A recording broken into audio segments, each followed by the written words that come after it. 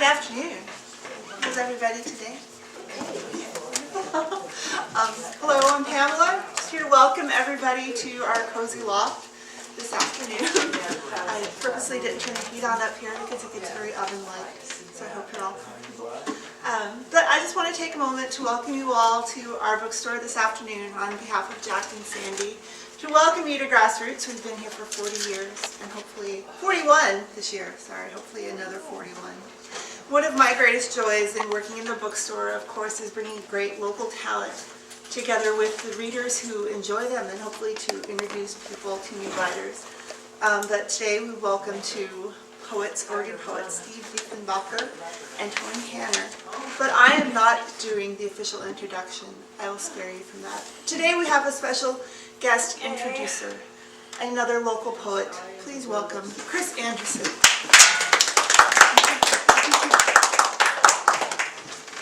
Introducing the introducer. My name is Chris Anderson, and I'm a professor of English at Oregon State, and I'm one of the poets of Airlie Press. And I'm honored to introduce our two poets today. There is a clean and gentle sadness in the poems of Steve Deiffenbacher's "The Sky is a Bird of Sorrow." Poems of love and loss in landscape, especially desert landscapes. He is always in the clear presence of rocks, he says. And this gives his language clarity and presence too. All his life, the man has felt a shiver just beyond himself, the poet says of himself in another poem. Clouds winging along the precipice. Steve is an editor at the Mail Tribune in Medford, where he writes monthly column on nature. He's been a journalist for 35 years and has published poems in a number of journals as well as several chapbooks. His poem "Emptiness" won the 2012 Poetry Prize, sponsored by Cloudbank Books. I hadn't read Toni Hanner's poems before, but I'm really struck by their incantatory quality. The lyric repetition of her lines, and by all the angels in her poems, and her emphasis on watching, on observing. What Toni seems to do is observe people from a kind of compassionate distance, from a place where she can see into their real and their deeper life. Here was a mystery, she says, in a poem about her father. Here was a key to something I would not open for years. Toni is a member of Eugene's Red Sofa Poets and Port Townsend's Madrona Writers. Her poems appear in a variety of magazines and journals, and she has published several previous books of poems and another book of poems right now. Did that come right before or right after at the same time? Yeah, at the same time. At the same time? Two books at the same time. She lives with in Eugene with her husband, the poet Michael Hanner. I've been thinking a lot lately about why poetry matters, what difference it makes, since it is so little read. There are a lot more people watching the OSU football game tonight. But the poetry of these two poets reminds me of what's at stake. Poetry is a form of spiritual testimony, Stanley Kunitz says. Authentic poetry calls us to the silence beneath all the marketing and all the politics. And this is authentic poetry. These are authentic poets. Please welcome Steve Deiffenbacher and Toni Hanner. I think Toni is going to start first.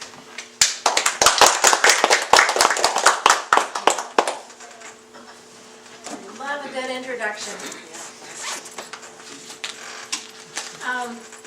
Thank you everybody for coming, especially those folks from Eugene. It's great to see you.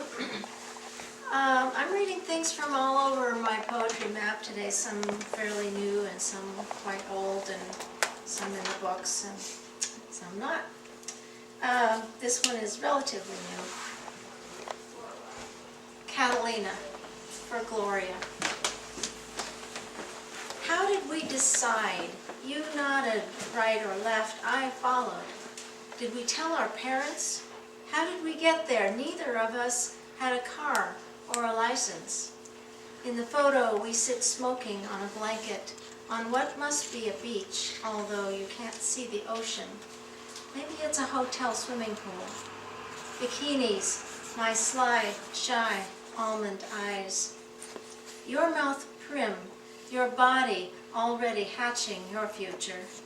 Seniors in high school, college freshmen, I remember nothing but being there. Catalina, 26 miles across the sea.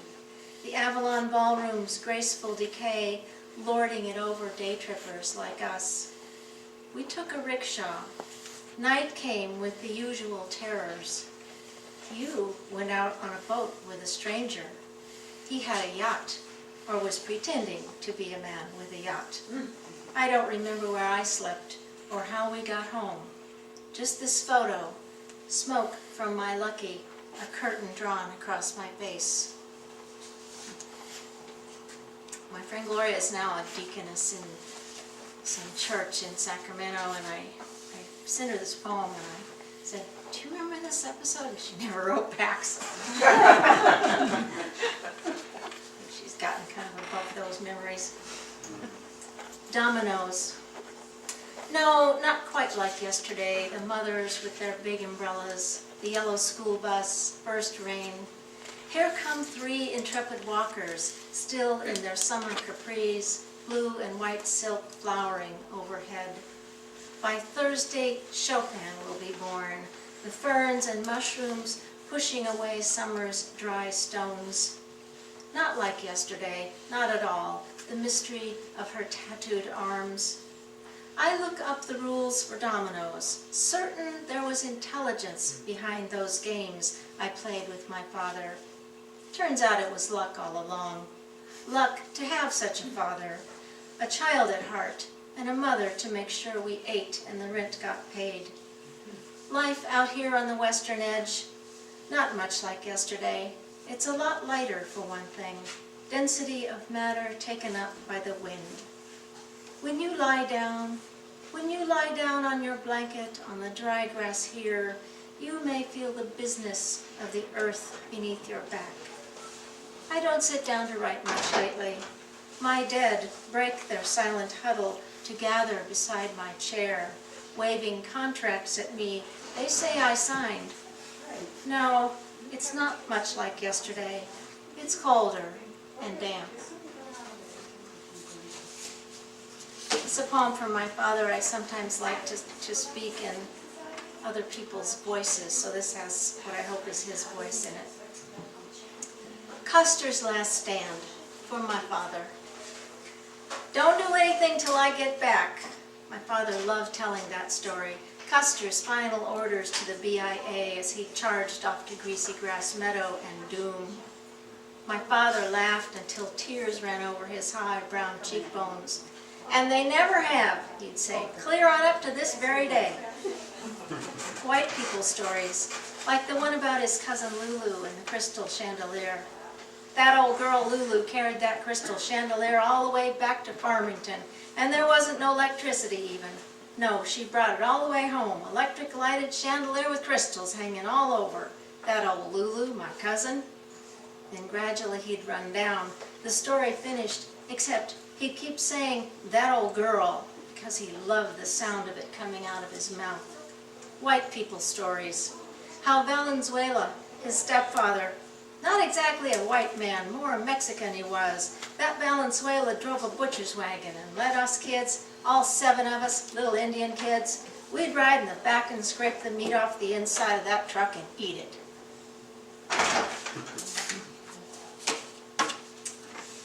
True stories. I've had a lot of death in my life this year. My sister and brother both passed away earlier, and an aunt and a cousin and a sister-in-law, and it just seemed sort of endless, so there's a few poems that deal with that. This is one of the poems that goes with the angry phase of grief. Weather. Sunday morning, waking to the slaughter, the inconsolable smells, the smothering owlish light. 16 deadbolts on the door cannot blind us to the stacking, bristling idiot mounds. Horses with their limbs ablaze, the piazza filled with smoke. We try to disappear, but all the roads are blocked. Fascinated by the birdcage, the ash at the end of my mother's cool, the runes on our kitchen linoleum, a bit of wither under the bridge, suspended, the cables, the rust, under the parking lot, the worm, the ripening, under the narcotic sky, under the flames, the weather bills, one egret at a time. Tossing pomegranates to the crowds gathered to watch the drizzle set fire to the dwarf, shackled to the bike rack on the heron boat. The magpies gather like pickpockets. Count your hands, hero. When I was 4, I had a brother. I buried my face in his sheets, a cat rolling in grass. When I was 4, I had a sister, bouffant and gauze, far away in the never-never of our house. Lost down the soprano's voice through the old black telephone, the clacking bones of larkspur, the rot breaking through, erupting, chewing and casting, leaving a trail, a wandering bruise. The leaves of the birch across the intersection, signaling wildly in the wind. Welcome. On funerals. Over the land bridge to Idaho, when my father died, we didn't. It's how the Eskimos got there, and the Portuguese. My aunt's family, rows of barachoas in Shoshone, animate dust swirling above ground. But when my father died, we just went home. Africa, the Great Wall, we rehung the wallpaper in the corner cathedral. We swept up the dust from Chernobyl and fed each other with eyedroppers. Now they come so fast it's hard to keep track. My brother, my sister, eventual only 80 years ago, now ellipses in my mother's autobiography. Oh yes, she started it, my mother, with her June snowfall, the monks gathering in their yellow, her purple bruises, her flesh too yielding, as if she were melting there in the salt flats. Now each flies off after her, massive wing beats. We are already forgotten.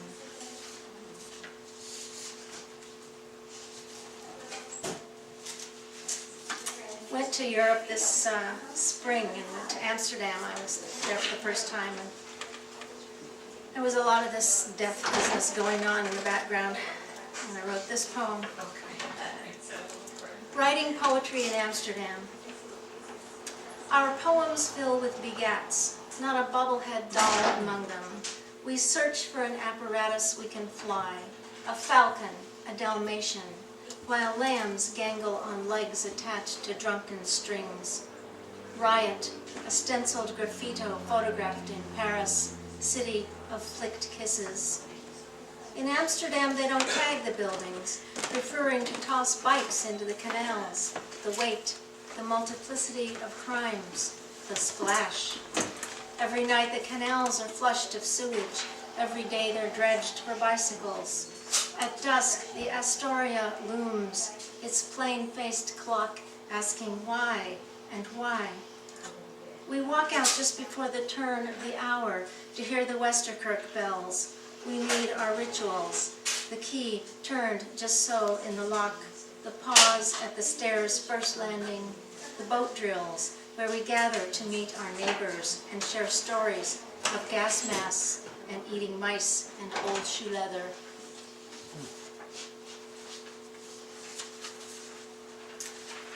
My book, Gertrude, is a book of mostly surrealist poems.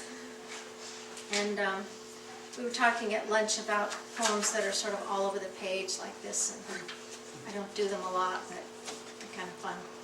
HE 1523 is some sort of celestial object, a star or something like a star. The dim radiance of HE 1523.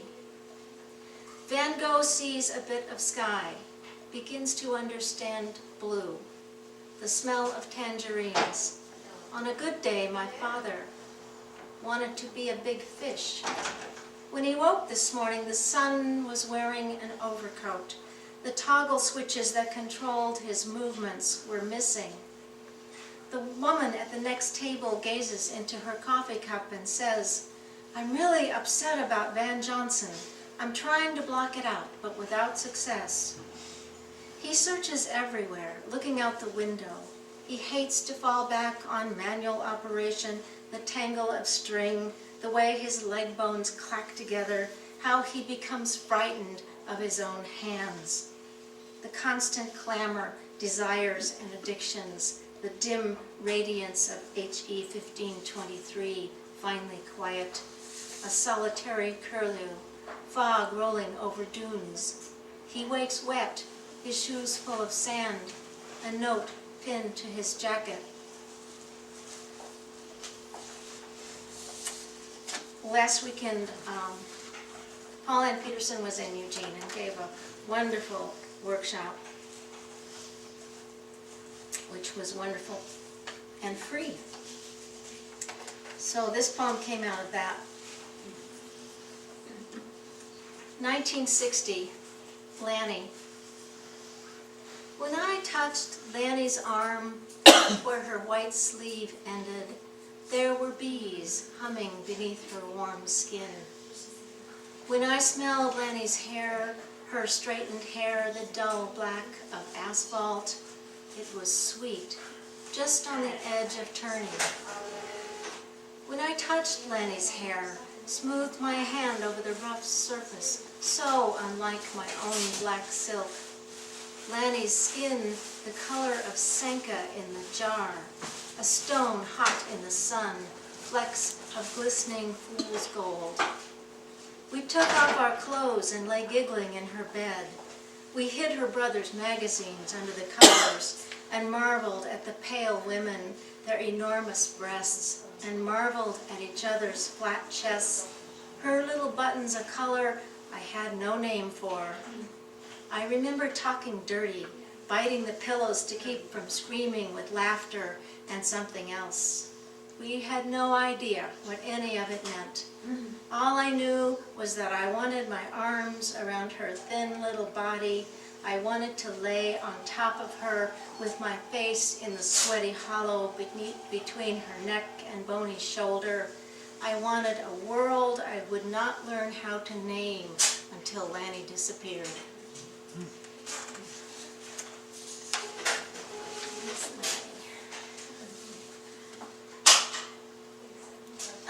Let's see.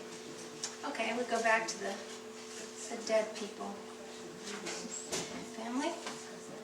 After dreams of the dead all night, my father, I wake late, bones aching and stiff, a busy night of dead sisters and living sibyls, a mother somewhere stirring the pot. My ignorant calendar tells me to send my brother a birthday card. He'd be 76 on Wednesday, catching up with our sister, now both are ash. I bought tiny cork-stoppered bottles, thinking to collect everyone, line them up on the mantel. Now I'm not so sure. I have my father, maybe he's all I need. My blood, my horse, shambling through family in a flail, a smolder. The parentheses around my father and me, raising the hair on the back of my neck, I conjure him. He strides hobble-gated through all the watchkeepers. They can't see him, and if they did, he'd seem a fool. Inside the pale gold glass, ash sticks together, wanting to hold some form.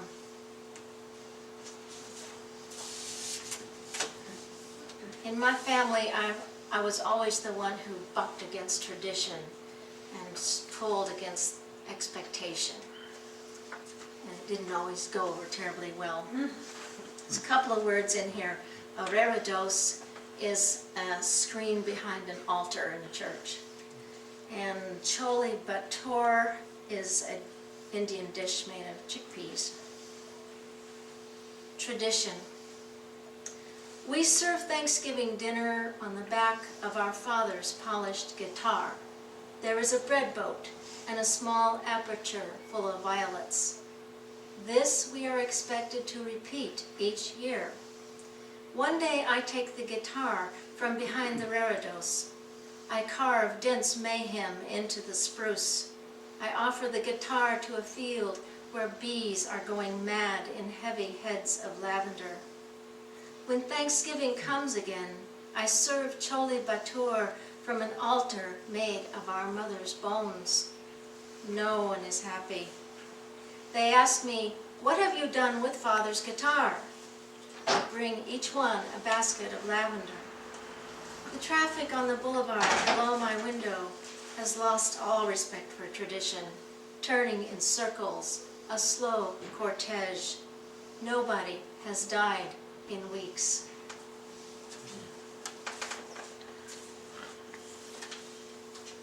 And this one is, let's see. I like to write poems sometimes that less tell a story than just play with language. Spring again comes round. Rocks grew in the fields in spring, sprang out of spongy turf, trumpet lilies smelling of death. The deaf man knows his way among the broken. Rain eats the paper bag dropped last September and blown to rest like a swoon. Crows picked and pecked, mice stripped bits for nest, but the rest, oh, the rest rots rain-sodden. Every day she walks past without stopping, flooded pastures, the past and the yearning, runes carved by worm, lit by storm, streams curving new trails tracked and traced along the edges with tin, with notes scribbled on the edge of the newspaper, wrapped around rock and ruined by rain. Come high summer, hidden encircled with grain to catch the toes of trespassing boys, to bend the knee of the horse later shot and laid down beneath the scrub oak in the northwest corner, rocks sinking and covered. Winter humps in snow until deep, deep and done. Spring again comes round, rocks grow in the fields, paper bag becomes round. Exercise for your mouth. And this one is the last one I'll read. Some of you may recognize this if you've ever been to a writer's conference. Writer's conference. Open the packet you were given when you registered. It contains cliches, instructions, and a map of the cafeteria. Later you will be asked to write for 3 minutes on the theme, Round the Bend. When this occurs, we advise you strongly against the use of any original language. Do not attempt to pull the wool over our eyes with alliteration or anaphora. We know all the tricks, but I digress.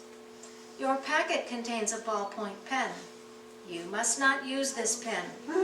You must write with the Parker fountain pen you were told to bring to the conference in the letter you received last fall. If you did not bring a Parker fountain pen, you must proceed immediately to meeting room C, the room with the piano, and sit at one of the 4 corner tables. These tables will not permit a view of the slideshow. If you have already opened your packet, there will be a short break at a specified time. If you have not yet opened your packet, refrain from doing so until the whistle blows. Not that whistle. Thank you.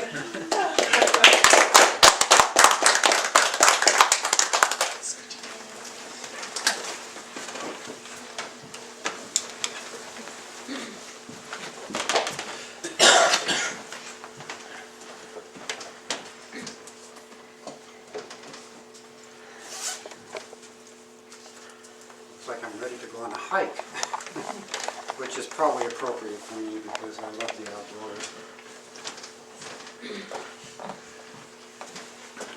Always takes me a few seconds to get used to doing a reading because I'm so used to wearing my hat. I feel naked without that felt hat that I wear so much. Wear it. No, well, but I always take it off. So, but actually, I forgot one other thing here. And I shouldn't have to write them down, but I just want to be sure I didn't miss anybody, because I did want to do a couple of thank yous. One is for independent bookstores. I always have to. The only time I'll order online is if there's something I absolutely can't get in an independent, and if I can order it at an independent, I will get it there and wait for the order, because it's always nice, the anticipation for me of waiting for that order to come in. And I have to thank Chris Anderson. He actually read with me in Ashland in April, and I love the parallels between our poetry. We write differently, but we cover some of the same ground. And those of you that, I think most of you probably have heard of his book, but if you haven't, it's called The Next Thing Always Belongs, and I really highly recommend it. And I also want to thank Pamela for arranging this, actually, and doing all the setup work. I hope she hears me downstairs. And also Toni for joining me. We actually read together in Eugene, and that was really a joy. I'm not going to say much about my poetry, except that just the groundwork is that I do focus a lot. There's a lot of natural imagery in my poems, and I often correlate that imagery to states of mind, but that's really kind of just a starting point. So, and you'll see I'll go all over the map once I get going in my poetry, but it gives you some sense of the basics of where I come from. So I'm going to start with a short poem. It's called The Ice of Love. What we hear at night under the grass is the ice of love. We who walk disconsolate cannot follow these sighs unless earth rises, cannot cross the river unless stones move. We hear these groans as the continent's breath heaving out of distance from plains of frost. Under this belt, time is green and ancient, the voice of water when ice rushes out of mountains to a gorge of flesh.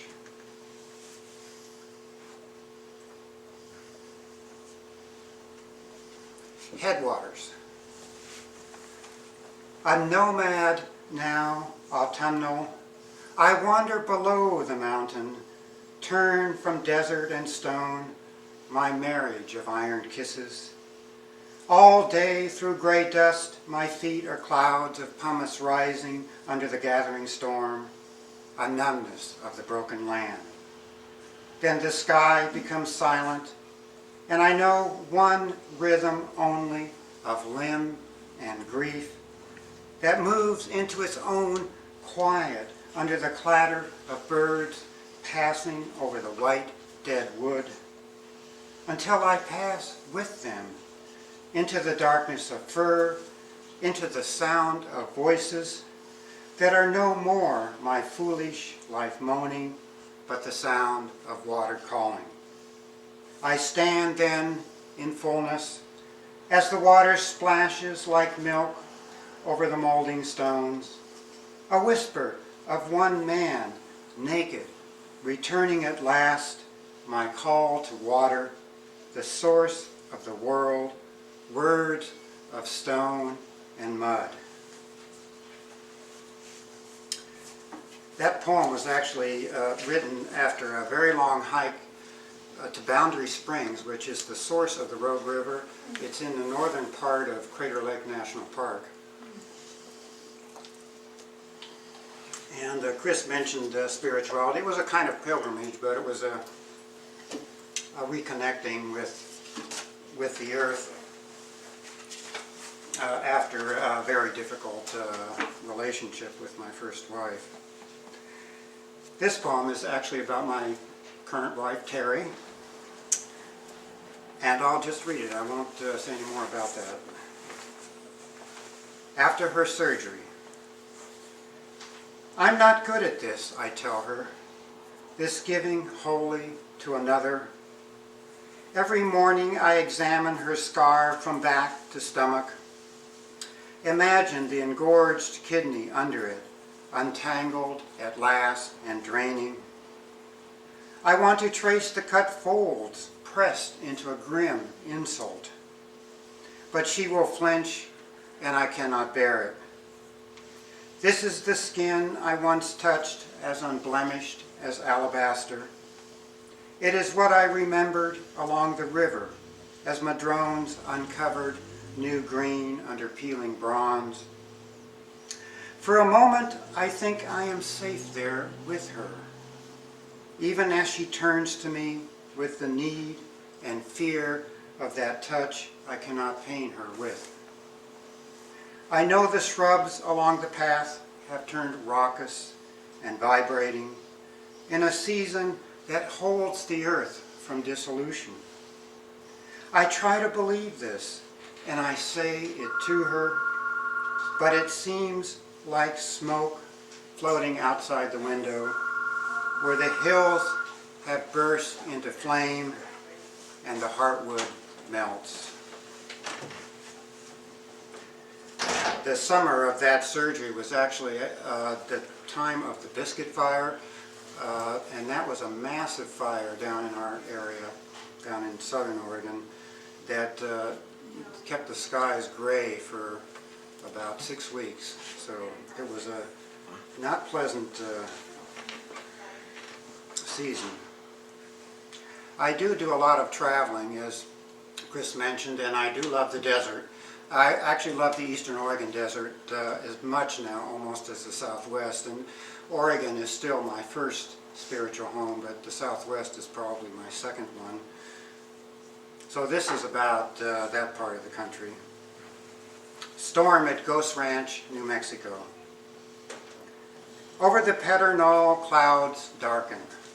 Brujas sweep across violet earth. Life bristles with sufferance. This morning, coyotes hid under a gentle sun. The air was still. Now, distance is theater. Loves of a lifetime hang by a cord. Words fight with despair.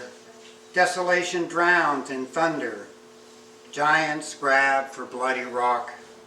Even they can't find purchase here, fading like thought into the heart of the storm, the tracks of their nails carved on the cleansing plain.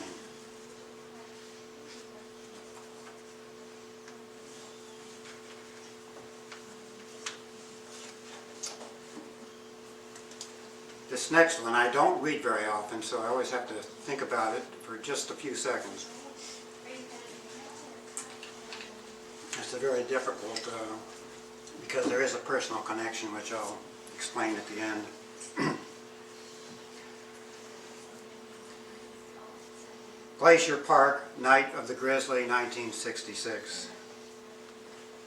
The 4 new girls, the summer crew, must have looked at each other in that intractable quiet, in the faint, lowing whisper of the just cold air, as the sky's light struck her like a scar, her, the faded one, who may have believed it was just watching, was even a benevolent eye. She opened herself then to the twilight, the gloom wheeling around her, just her, and for a moment she sighed, must have, in the wonder of it, the sky's dimming sparks, that sheet of sequined light. The bare scent sudden upon her, she reeled out of her dream as the first slash peeled her skin, the sheer grunting bigness of him, uncompromising and feral on her, unrolling layer upon layer of skin, with each swing white and red to the whiteness again of bone. And then, when the zipper jammed, trapping her amniotic, fecal and screaming in that bag, dragged her over the ragged ground, sky glint of stones half eaten. She gave him everything she had. Her dream of a cafe in Paris, the slow touch of the Frenchman she had not yet met, the sudden tightness of her womb, long past due. The personal connection is that the character in that poem was a classmate of mine in high school, and she had gone up to Glacier Park to work the summer. And this actually, Bear Attack, is fairly well known, or at least it was for quite a long time. A book was even written about it. And our social studies teacher in my high school class came in and told us about what had happened to her when we were in class. So I've never forgotten it. And it also tied in with some other aspects of a feeling of loss I've had about various family members too, like Toni. This next one is actually something a little different, and it's out of this book. Actually, about half of these poems are in this larger book. Just in case any of you are interested, you'll know that there are some different ones here, and there's quite a few new ones in this book too. And I wish I had this particular poem I'm going to read I had put in this manuscript, but I just couldn't quite make it fit. Just a little backstory on this one. It came out of, the inspiration was a essay by Lauren Isley, who some of you may know wrote a lot about science, astronomy, and wonderful essays. In this essay, he wrote about this man that had been studying the basic building blocks of matter, basic particles, and he became aware during this many years of study that space was, or our existence was made up mostly of space, that matter is really not solid, that even the basic particles of matter have gaps in them, they're porous. And so he was so terrified by that that he bought these huge shoes, because he thought if he didn't have them, he would fall through the vacuum of space.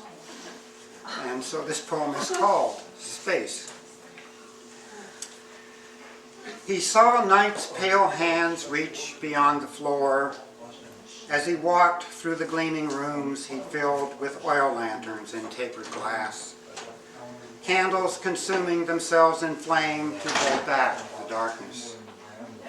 He felt their naked and ghostly reality in him, those black gaps like fingers in the melting glass, atoms transfigured by doubt, coiling out until everything he knew was riddled with openings.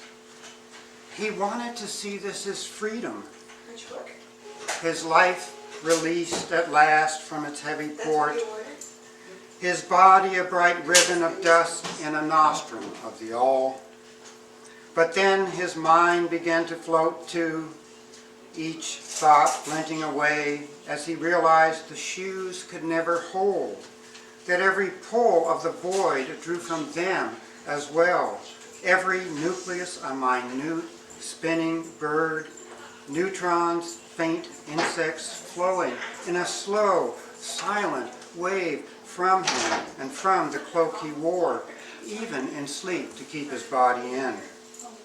And then his body was gone, his consciousness a mere wisp of cloud believing it had lived sometime, somewhere, in a husk of bone and heart, even as it swiveled toward the faraway gulfs, the wayward arc of vanishing galaxies, senseless and unburdened in their wild mystery of becoming.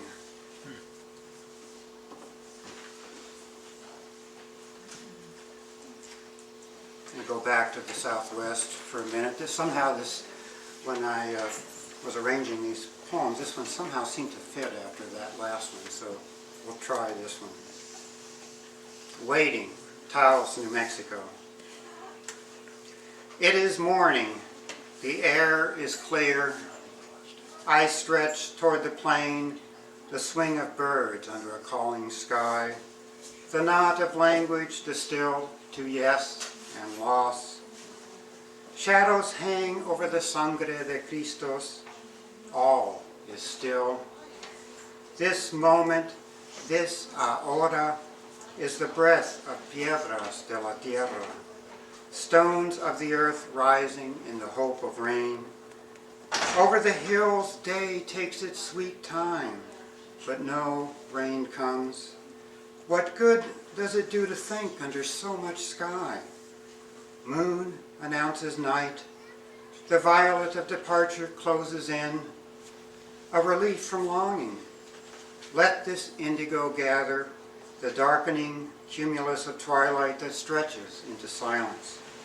Aquí soy, es todo lo que necesito. All I need is here. I exist in loss, hungry always for the food of waiting.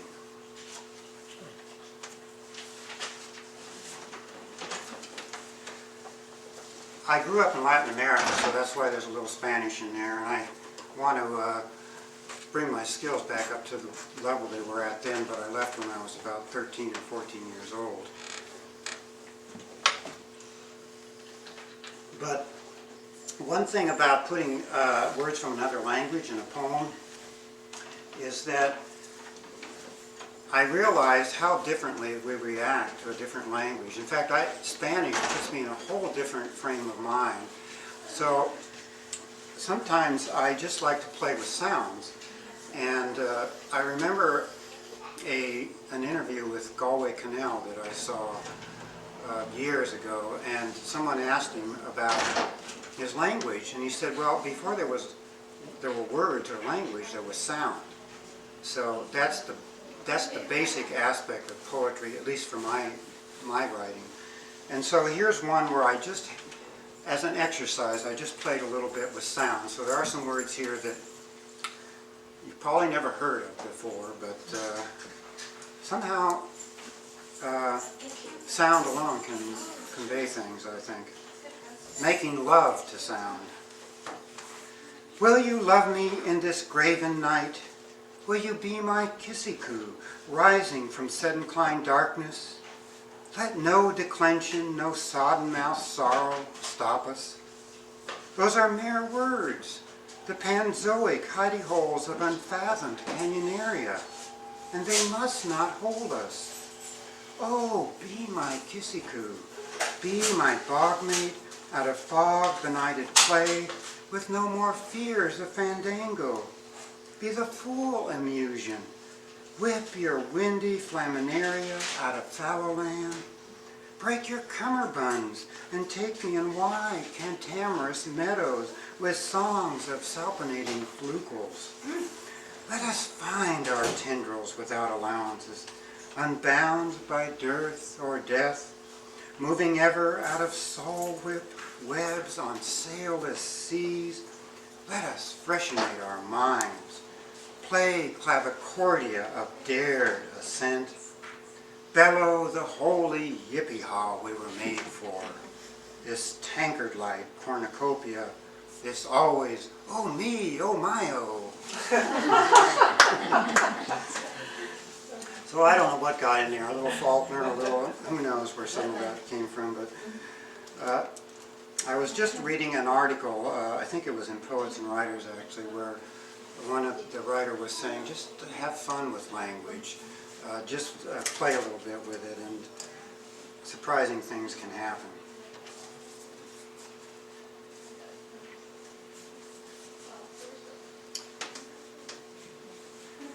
Chris mentioned that in one of the poems, I'm not reading that poem, but this idea of that something that in one poem, feeling something beyond, a shiver beyond the window or something like that. I can't remember the line of my own poem, but that's an older poem. This is a poem that addresses somewhat that feeling. A silent world. Behind this one it breathes through flesh less tangible than air, rising from dying grass into shadow rivers and the silent tongues of clouds. At times it is an immensity of sand under lines of cormorants. At others, the blurred ground of a forest where steps dissolve into roots and snow lifts against stone. Desire will not bring it, only this letting go. Silhouetted trees reaching for spectral crows with hints of an appearance. A rustle through quiet fields in January hills, where wild roses carry the scent of pears across waters unseen and unheard, the mute undertow of another earth. And then I will conclude. I felt that I wanted to do one poem that was seasonal. Let's see if I can find it here.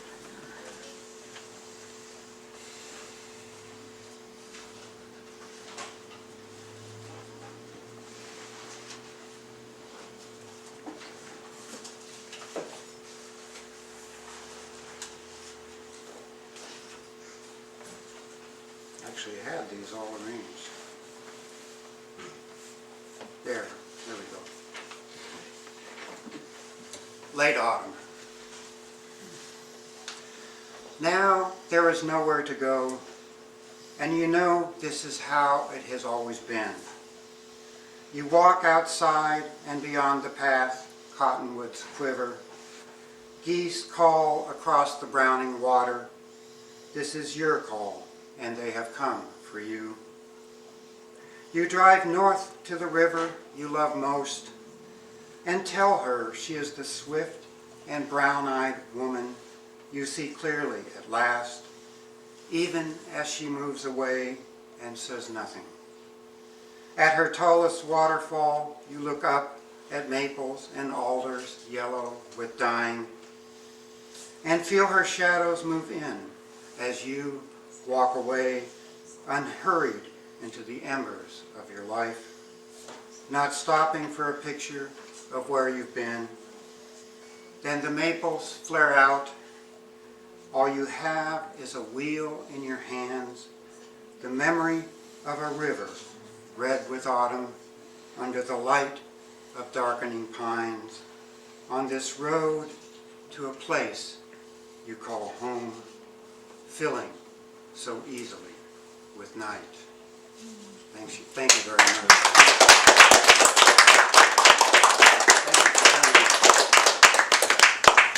And thank you, Grassroots Books. Yes, thank you so much for coming. Thank you, everybody, for coming. I will say we do have books available for purchase downstairs for all of our wonderful authors. We probably have one or two in Chris's too, if you're interested. Thank you.